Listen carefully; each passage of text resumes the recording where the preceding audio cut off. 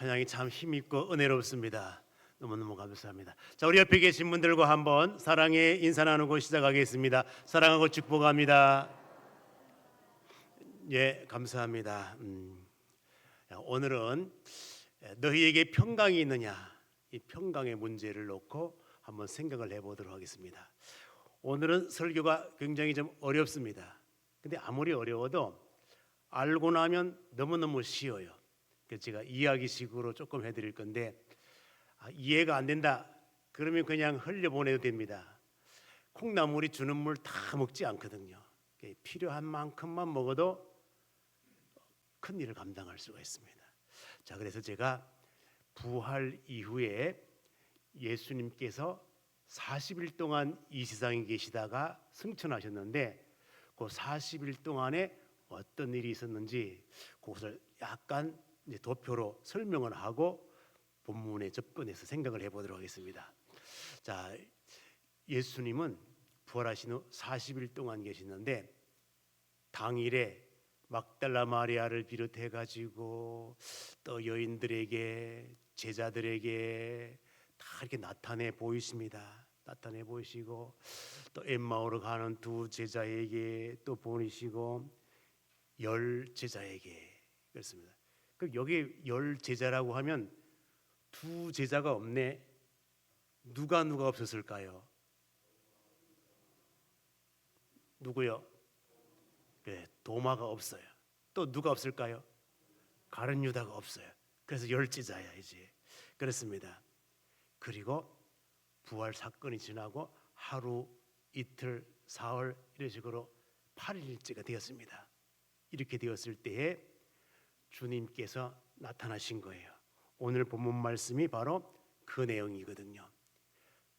8일째 되는 날 주님께서 나타나사 제자들에게 보여줘요. 제자들에게 보여주는데, 이때는 누구도 함께 있는가 하면 누구도 함께 있을까요? 도마도 함께 있는 거. 도마다. 그럼 도마가 어떻게 해서 함께 있게 되었을까? 이제 부활을 경험하고 체험한 제자들이, 여인들이 나 부활하신 예수 만났다, 다 봤다, 내가 체험했다 그랬더니 도마가 뭔 소리 하노? 나는 예수님의 이 못자국, 허리에 창자국, 여기에 대해서 내가 내 손으로 직접 넣어보고 체험해보기 전까지는 절대나 안 믿는다, 이렇게 의심하는 모습으로 있었던 거예요. 그런데 여기 8일째 되는 날 제자들이 모인 자리에서 우리 주님께서 실제로 보여줬어요. 자, 봐라, 너 봐라, 맞는다 아이가. 이렇게 확실하게 보여준 거예요. 지금 그 사건을 다루고 있습니다. 자, 그러면 이 사건과 관련되어서 8일이 지난 이후에 다 이제 9일, 10일 이런 행적들에 대하여서 성경이 9일 날은 뭐하고, 10일 날은 뭐하고, 15일째 뭐하고, 20일째 이렇게 다 기록을 하면 좋은데, 성경은 그렇게 구체적으로 날짜별로 기록하지 않아요. 기록하지 아니하고 이제 8회를 지나서 이 사람들이 예루살렘에서 어디로 이동하는가? 갈릴리로 이동해. 갈릴리로 이동하고 그곳에서 우리 주님께서 만나 주시고 체험케 하고, 하나님 나라의 확실성과 주님께서 하신 모든 일들에 대한 그 위대한 기적을 믿을 수 있도록 확실하게 신앙을 심어주고 하늘 소망을 가질 수 있도록 다 조성한 이후에 40일이 되어서 우리 주님께서는 승천하신 것을 볼 수가 있습니다. 그래서 이제 이러한 것들을 경험한 사도 바울이 예수님의 부활과 승천에 대하여서 쫙 설명을 해요. 500여 형제에게 보이고 야고보에게도 보이고 만삭되지 못하여 난 자 같은 내게도 보이고, 그리고 하늘나라로 승천했다. 그래서 예수님의 행적, 부활 후의 행적 40일. 오후에 퀴즈 문제 나올 거예요. 예수님께서 부활 후 며칠 동안 계셨다고? 잘 기억하셔야 돼요. 지금은 다 알 것 같은데 커피 한 잔 마시고 나면 잃어버릴 수 있을 거예요. 자, 그렇습니다. 자, 그래서 이제 오늘 본문 말씀의 사건이 부활 후 일주일 지났을 때 8일째 되었는 날 그때의 사건을 지금 다루고 있는데, 요 8일 오는 동안에 제자들은 어떤 상태에 빠졌는가 하면 혼돈의 상태에 빠졌다는 거예요. 무슨 상태에 빠졌다고? 혼돈 상태에 빠진 거예요. 왜 그럴까요? 이게 뭐가 뭔지 몰라. 정신이 산란스러워. 삶의 질서가 다 파괴되었어. 바이오리듬이 다 깨진 거예요. 이제 이럴 수도 없고 저럴 수도 없고 막 이런 상태가 된 거예요. 왜 그랬을까요? 이게 부활 예수님께 살아나셨다고 하는데 예수님을 배신한 내가 스승을 팔아먹다니, 스승을 배신하다니, 뭐 이런 죄책감, 또 뿐만 아니라 부활에 대한 불확실성. 이게 맞는 거야, 진짜가 가짜가 이거. 또 뿐만 아니라 우리 이러다가 이거 다 잡혀가는 거 아이가? 왜 잡혀갈 수가 있는가 하면은 지금 부활에 관한 이 교리, 이것들은 무엇이 막는 사건인가 하면 사내들의 공회가 유대 율법 사상과 배치되고 신성 모독하는 것이고 이런 것이기 때문에 유대 당국에서 예수 믿는 사람들을 잡아갈 수 있는 거예요. 그리고 또 로마 당국에서 볼 때에 지배당하는 저 나라에 뭐가 이렇게 시끄럽노?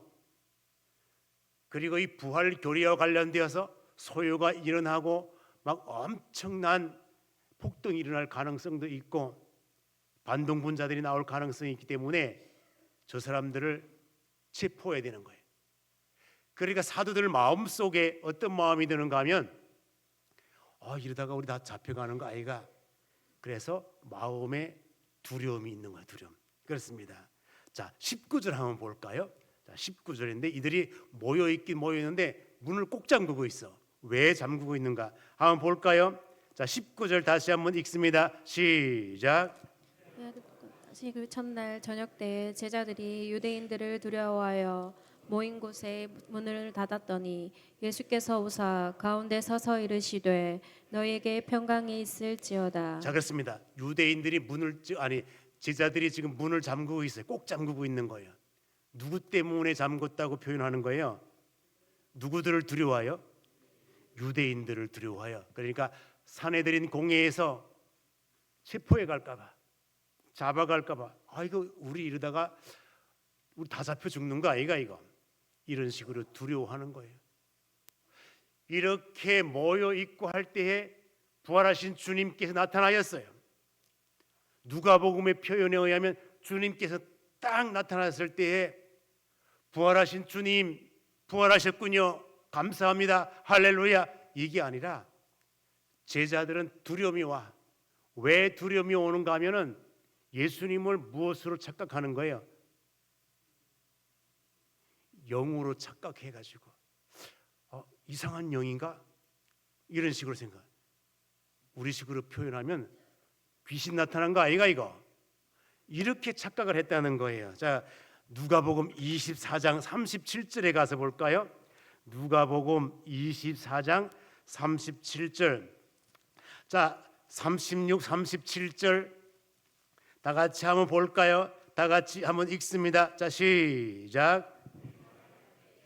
예수께서 친히 그들 가운데 서서 이르시되 너희에게 평강이 있을지어다 하시니 그들이 놀라고 무서워하여 그 보는 것을 영으로 생각하는지라. 자, 지금 방금 찾으신 분을 위하여 누가복음 24장 36절 37절 다 같이 시작. 이 말을 할 때 예수께서 친히 그들 가운데 서서 이르시되 너희에게 평강이 있을지어다 하시니 그들이 놀라고 무서워하여 그 보는 것을 영으로 생각하는지라. 무엇으로 생각하는지라? 영으로. 영으로 생각하는지라. 여기 우리식으로 나타나면은 뭐 귀신 아이가 이거? 도깨비 아이가 이거? 이런 식으로. 이거 뭐야 이거? 주님이 부활하신 것에 대한 불확실성이 있는 거예요. 이런 식으로 마음의 두려워. 그렇습니다. 그래서 예수님께서 야 제자들아, 원래 귀신 손과 발이 있나? 귀신이 나는 직접 다 이렇게 손과 발 다 있고 다 만져봐라. 다 있다 이거예요. 이런 상황 속에서 하루 지나고 이틀 지나고 그래도 일주일이 지나도 제자들 마음 속에 정립된 마음이 안 되는 거예요. 과거의 평정을 되찾은 마음이 아닌 거예요. 계속적으로 혼란스럽고 이런 상황이 되는 거예요. 그래서 부활로 8일까지 모든 상황을 종합해 볼 때 혼돈의 상태다 이렇게 표현하는 거예요. 여러분, 이 혼돈의 상태라는 말을 일반인들도 많이 써요. 많이 쓰는데 요 혼돈 요 말을 조금 고상한 용어로 뭐라고 표현하는가 하면 카오스라 그래요. 뭐라고? 카오스. 요 말은 이제 헬라 철학자들이 소크라테스, 아리스토텔레스, 플라톤 이런 사람들이 요 말을 사용을 해요. 요게 뭔가 하면 큰 빈틈이 생기고 공허고 공간이 생기고 마음이 허한 거야. 뭐가 분명하게 보이지 아니하고 혼탁한 모습으로 있는 거예요. 확실함이 없는 거예요. 정돈되지 않은 상태에 있는 거예요. 이러한 것을 카오스 상태라 그러는 거예요. 제자들 마음이 허해. 왜? 지금까지 한 번도 경험하지 못한 것들, 이런 것들이 상황이 벌어지고 두려움이 오고 막 이런 것들이 오니까 제자들 마음속에 이런 마음이 생기게 된 것입니다. 그렇습니다. 그래서 이러한 상태를 카오스 상태라 이렇게 표현합니다. 자, 그러면 이렇게 카오스 상태와 반대되는 개념이 있다 그랬습니다. 그 개념을 뭐라고 할까요? 코스모스라고 대답한 사람들은 철학에도 나온 사람들이에요. 이제 그렇습니다. 자, 그래서 이렇게 혼돈의 상태가 아니고 다 정돈이 되고 허한 상태가 아니고 꽉 차 있는 상태, 아름다운 상태, 이런 상태를 코스모스라고 표현해요. 자, 그러면 카오스와 코스모스를 비교해 보면은 하나님께서 천지를 창조하기 이전에 그 모습은 창세기 1장에 보니까 땅이 뭐였다 그랬을까요? 혼돈이라는 말이 혼돈 상태에 있었다는 거예요. 그런데 하나님께서 말씀으로 이 세상을 창조하고 보니까 창조한 우주 만물 모든 것들이 다 보시기에 뭐였더라? 그렇습니다. 하나님께서 창조한 이 우주 만상, 삼라만상, 이 모든 것들이 보기 좋았더라. 이 아름다운 세상을 코스모스라고 그래요. 그래서 그러면 이렇게 혼돈의 상태, 이것에 반대되는 아름다운 세계, 좋은 세계. 그래서 사도 요한이 요한복음 1장 1절에서 우리 주 예수 그리스도는 세상을 창조하신 창조주 하나님과 동일하다 이거예요. 그분이 지은 세계, 그분이 지은 세상, 그 세상이 바로 코스모스 세상이라 이렇게 표현합니다. 그렇습니다. 자, 그러면 이처럼 혼돈의 세계에 지금 빠져 있는 거 제자들이. 그래서 우리 주님께서는 그 상황에 빠져 있는 제자들에게 찾아와 위로를 주고 평강을 선포하고 믿음을 확신을 심어주고 사명을 감당하게 하고 40일 동안 우리 주님은 계속해서 혼돈에 빠져 있는 제자들에게 확신을 주고 위로를 주고 평강을 주고, 그래서 우리 주님은 나타나실 때마다 너희에게 평강이 있을지어다. 무엇이 있을지어다? 평강이 있을지어다. 자꾸 이렇게 이야기해요. 그렇습니다. 그러므로 예수 그리스도의 부활은 그냥 우연히 일어난 사건이 아니고 우리의 모든 생명을 다시 살리신 새 생명의 복을 허락한, 죽었던 우리를 살리신 그 새 생명의 역사가 있었던 사건이구나 하는 것을 깨달을 수가 있습니다. 그렇습니다. 부활의 효력은 바로 죽었던 우리를 살리신 그러한 사건이라는 것을 깨달을 수가 있습니다. 그렇습니다.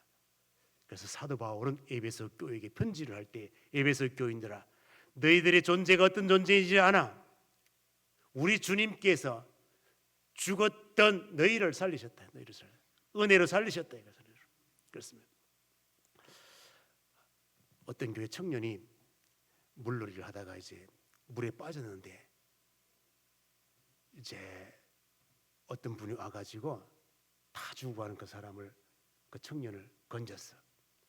그 목사님이 너무 고마워서 건진받은 청년에게 뭐라고 했는가 하면 너는 저 건진 저분에게 고마움의 표시로 100만 원을 줘라 이렇게 이야기했다는 거예요.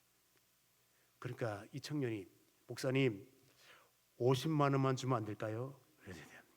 그 왜 50만 원만 줘야 되는데? 그랬더니 저분이 나를 건질 때 나는 절반은 죽은 상태였다고. 무슨 말인가 모르는가 봐. 그러니까 절반은 죽은 상태에 있으니까 100만 원 주라고 했으니까 100만 원에서 얼마를 깎아야 돼? 50만 원을 깎아야 된다는 거였습니다. 아직도 이해하지 못한 분들은 집에 가서 한참 생각해 봐야 돼. 자, 그렇습니다. 그러니 부활의 교리는 무엇과 관련되어 있는가 하면 기독교 구원론과 관련되어 있습니다. 구원론과 관련되어 있는데 이제 구원론의 교리를 우리가 이제 지금까지 역사적으로 볼 때에 요 부분에 대하여 논쟁을 한 두 사람이 있습니다. 그 두 사람이 있는데 누군가 하면 첫 번째 사람은 이제 칼비누스. 이 칼비누스를 우리는 보통 뭐라고 하는가 하면 칼빈 그래요. 이걸 또 다른 말로 칼뱅 그래요. 또 요 칼빈과 반대되는 사람이 알미니우스 그래. 자, 그런데 왜 이렇게 이름이 다 다른가 하면은 16세기에 신학 철학이 막 한참 흥행하고 이렇게 할 때에 그 신학 용어들을 다 대부분 무슨 말로 이게 사용을 하던 시기인가 하면은 라틴어로 사용하던 시기예요. 카톨릭 신학을 중심으로 이제 라틴어를 많이 사용했기 때문에 그 당시에 신학 철학에서 사용하는 이름들이 다 라틴식 이름이야. 라틴식 이름이야. 그래서 칼비누스, 알미니우스 뒤에 우스 이렇게 붙이는 거는 라틴식 이름 사람 이름에게 붙이는 거예요. 그래서 이제 영어식으로 칼빈이 어디 출신인가 하면 프랑스 출신이야. 그래서 프랑스 신학자이기 때문에 칼뱅 그래서 이제 뭐 말할 때마다 칼뱅뱅 하는 사람은 저 사람은 프랑스에서 신학 공부를 했구나 이런 거 알 수가 있어요. 자, 그런데 요 프랑스에서 종교 개혁을 일으킬 때 스위스 제네바에 가가지고 종교 개혁을 칼빈이 일으켜요. 그렇습니다. 이 알미니우스는 정통 칼빈과 동일하게 같은 선상에 섰던 사람인데 가만히 생각해 보니까 아닌 것 같아. 그래가지고 칼빈의 반대 쪽에 서가지고 구원론의 교리를 펴기 시작을 한 거예요. 펴기 시작하는데 자, 그러면 이제 어떤 식으로 논리를 펴갔는가 하면은 이제 칼빈은 우리 인간은 어떤 존재인가 하면 죄로 인하여 100% 죽었던 존재. 몇 프로 죽었던 존재? 100% 죽었던 존재. 그렇기 때문에 죽었던 인간은 어떤 반응할 그런 게 없는 거예요. 100% 죽었던 우리를 하나님의 은혜로 하나님의 능력으로 100% 살리셨다 이거예요. 하나님의 은혜가 100% 우리에게 임하였기 때문에 우리가 구원을 받았다는 거예요.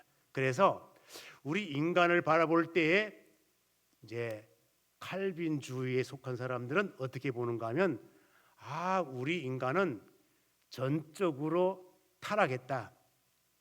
한 50%만 타락한 것이 아니라 몇 프로 타락했다?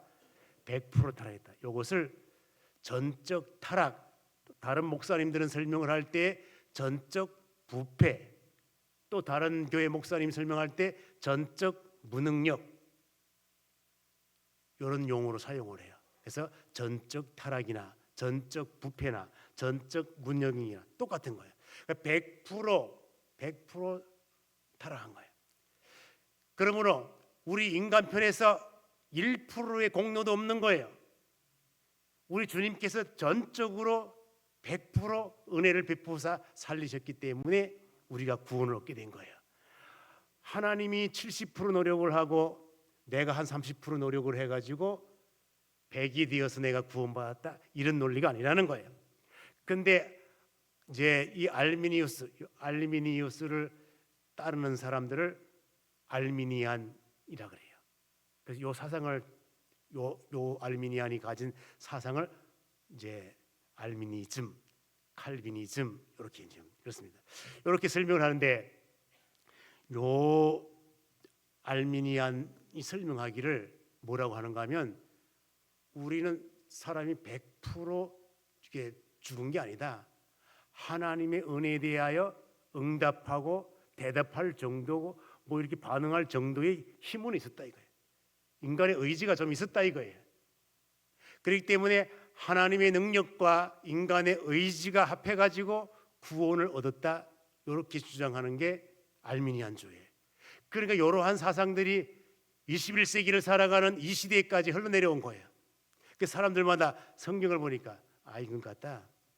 성경이 100% 죽었던 너희를 살리셨다 그랬지, 이게 우리가 어느 정도 의지가 있어서 뭐 이렇게 한 건 아니다 이거예요. 그렇습니다. 이렇게 해서 두 갈래로 갈라져 나가고 있는 것을 볼 수가 있습니다. 자, 그러면 이제 우리가 이러한 것들을 가지고 생각을 해볼 때에 과연 나는 이 혼돈 상태에서 벗어났는가, 이걸 한번 생각을 해보는 것입니다. 혼돈 상태. 그리고 혼돈 상태에서 벗어났는가 안 났는가, 이거를 보려면은 내 마음에 평강이 지배하는가 평강이 없는가, 이런 걸 보면 평강이 없다, 절망이다, 그러면 아직도 나는 무슨 상태에 있는가 하면은 혼돈 상태에 있는 거예요.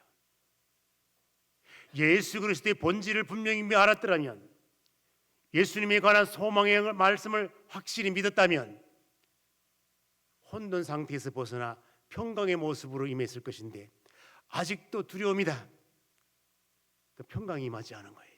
그렇습니다. 그렇기 때문에 혼돈 상태에 빠진 제자들에게 예수님께서는 뭐라고 말씀하시는가 하면 너희에게 평강이 있을지어다, 너희에게 평강이 있을지어다. 사도 바울도 각 교회에게 편지를 할 때에 무조건 고린도전서, 고린도후서, 다 갈라디아서, 에베소서, 빌립보서 다음에 뭘까요? 나만 계속 하고 있으니까 그냥 빌립보서 다음에 뭘까요? 미리 말씀을 해야지. 다 어떤 성경을 보더라도 사도 바울은 편지를 쓸 때 편지 서두에 너에게 평강이 있을지어다, 평강이 있기를 원하노라, 이렇게 평강을 선포하고 말씀을 기록해요. 그만큼 구원받은 백성들에게 무엇이 삶 속에 정착이 되어야 되는가 하면 평강이 정착되어야 된다는 사실입니다. 그렇습니다.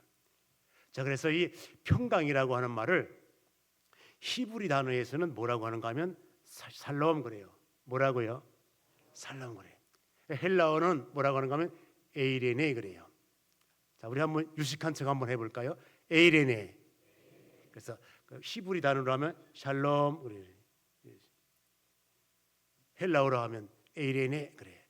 근데 아랍권에 있는 사람들, 이슬람교를 섬기는 사람들은 이 샬롬 이래 하지 아니하고 살람 이렇게 그랬으면 살람 그래요. 그래서 그 사람들은 인사가 아살람 알라이쿰, 아살람 알라이쿰, 너희에게 평강이 있기를 기원한다는 거예요. 그 사람들 인사야. 그렇습니다.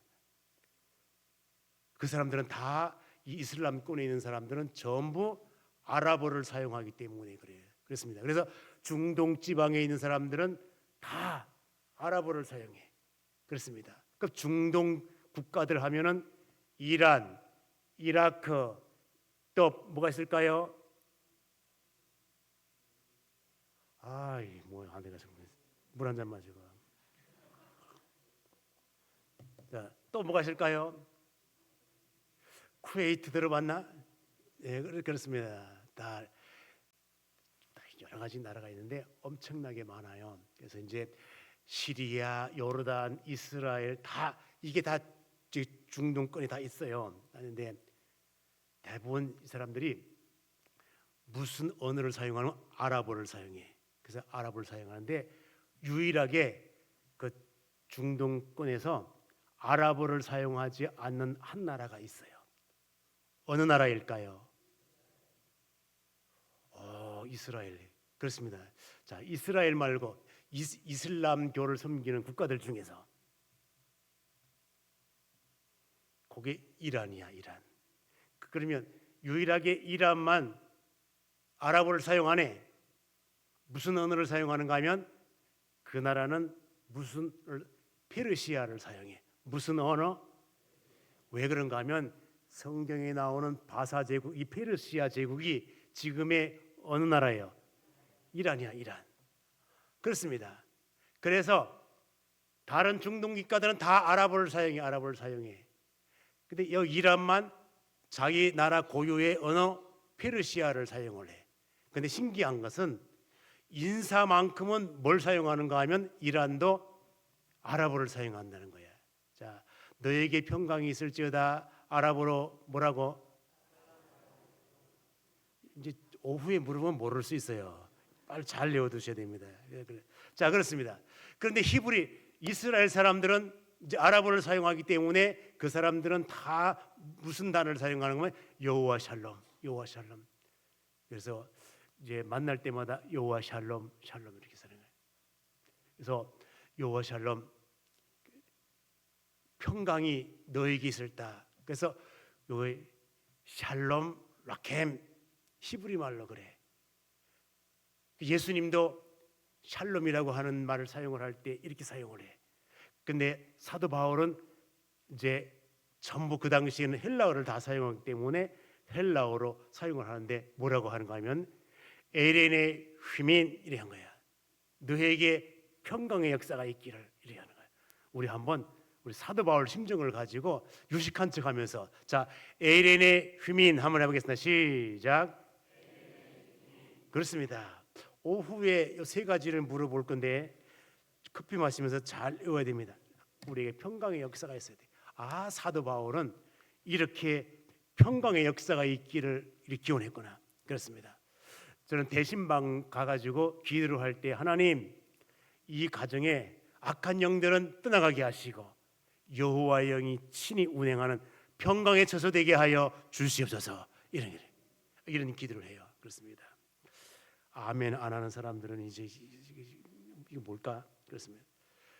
이렇게 평강의 역사가 사도 바울은 너무너무 중요했기 때문에 각 교회마다 편지를 쓸 때 이렇게 했다는 것입니다. 자, 그렇습니다. 그럼 이제 요 도마가 혼돈 상태에서 벌어서하지 못하고 제자들이 설명을 할 때 나는 절대 예수님의 못자국 상자국 내 손으로 직접 넣어보고 만져보고 체험해보지 못한 상태에서 내가 절대 안 믿는다. 그렇게 할 때 주님께서 봐라 이게 다 보여줬습니다. 다 이렇게 보여줬습니다. 그렇습니다.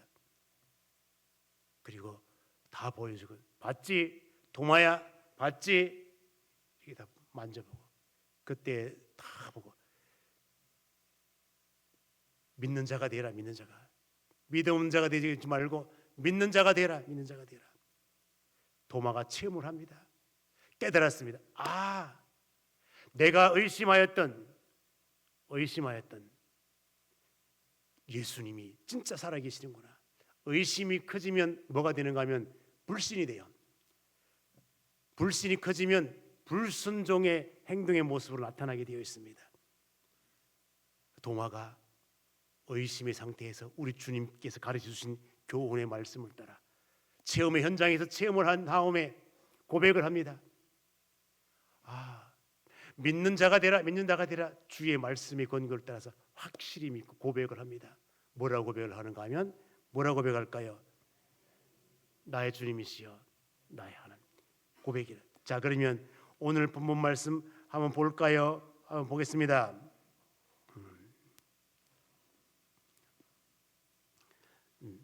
자, 볼까요? 20장. 자, 20장. 자, 다 같이 한번 읽겠습니다. 자, 시작. 도마가 대답하여 이르되 나의 주님이시요 나의 하나님이시니이다. 자, 다시 한번 읽습니다. 자, 시작. 도마가 대답하여 이르되 나의 주님이시요 나의 하나님이시니이다. 자, 그렇습니다. 자, 이자 보겠습니다. 28절, 29절 다시 한번 이어서 읽습니다. 시작. 도마가 대답하여 이르되 나의 주님이시요 나의 하나님이시니이다. 예수께서 이르시되 너는 나를 본고로 믿느냐 보지 못하고 믿는 자들은 복되도다 하시니라. 예, 그렇습니다. 그래서 이제 교훈을 준대. 이제 네가 지금 체험하고 이렇게 해서 믿는 것보다 보지 못하고 믿는 자들이 복되다 하는 교훈의 말씀을 줬습니다. 그래서 도마가 그렇다. 내가 이제 확실히 깨달았으니까 내 삶 속에 혼돈은 사라지고 이제 어떤 모습으로 변하게 되는가 하면 결정을 합니다. 결정을 하는데 그렇다. 내가 결정을 하는데 선교 사역에 복음 사역에 동참을 하자. 그래서 도마가 국내 전도 이것으로 안 될 것 같아. 더 멀리 가야 될 것 같아. 그래서 어디로 가게 되는가 하면은 페르시아 전도. 페르시아가 아까 어디라고? 이란 전도. 여기까지 가니까 더 안 될 것 같아. 더 멀리 가자. 더 멀리 어디까지 가는가 하면 어디까지? 인도까지. 그래서 예수님의 제자 중에 가장 먼 곳까지 가서 복음을 전한 사람이 도마야, 도마. 왜 그렇습니까? 체험적 신앙이 있거든. 그렇습니다. 그래서 인도에 가가지고 엄청난 사역을 하며 교회 건축을 하고 복음을 전하고 그러다가 결국에는 이곳에서 순교를 하게 돼요. 순교. 그래서 이제 이 도마와 관련되어서 우리 한국 기독교 역사에 영향을 주었다고 하는 하나의 이제 이론이 있는데 그게 뭔가 하면 우리나라의 김수로 왕, 이름은 들어봤나? 김수로 왕. 그 왕의 부인이 저 인도의 이제 공주야. 그래서 결혼을 한 거야, 결혼을 하다 보니까 김수로 왕이 이 복음을 받아들였다는 거예요, 이제. 그 어떻게 해서 그러면 도마가 인도에 가가지고 복음을 전하고 인도 사람들이 복음을 믿다 보니까 이 공주가 복음을 믿고 김수로 왕과 결혼을 해가지고 한국의 기독교가 들어오지 않았을까 이렇게 이제 생각하고 증거를 다 대면서 하는 설도 있는데 아직까지 우리 기독교 입장에서 공식적인 입장으로는 발표하지 않았습니다. 어쨌든 도마가 아시아권에 복음을 전하기 시작을 하여 오늘날 복음이 확산된 것만은 사실입니다. 어쨌든 우리가 이 모습을 보면서 내 신앙과 비교를 해보는 거예요. 무엇을 비교해 보는가 하면 나 아직도 내 신앙이 정립되지 못한 혼돈 상태에 있는지, 그리고 내 마음을 사탄이 귀신이 주관하고 있는지, 아니면 예수 그리스도가 내 마음을 주장하여 평강의 상태인지 한번 보는 거예요.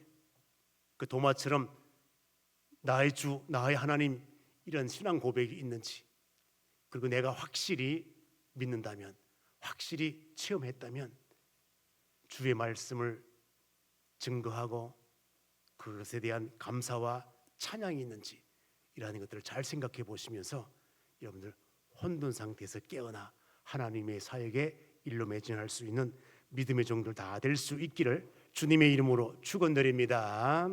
기도하겠습니다. 하나님, 말씀 허락하심 감사합니다. 이 말씀이 나를 세울 수 있는 복된 말씀 되게 하여 주시옵소서. 혼돈에서 깨어나 평강의 모습을 체험하고 그 말씀 따라 복음 전할 수 있는 능력자들이 다 되게 하여 주시옵소서. 예수님의 이름으로 기도 올리옵나이다. 아멘.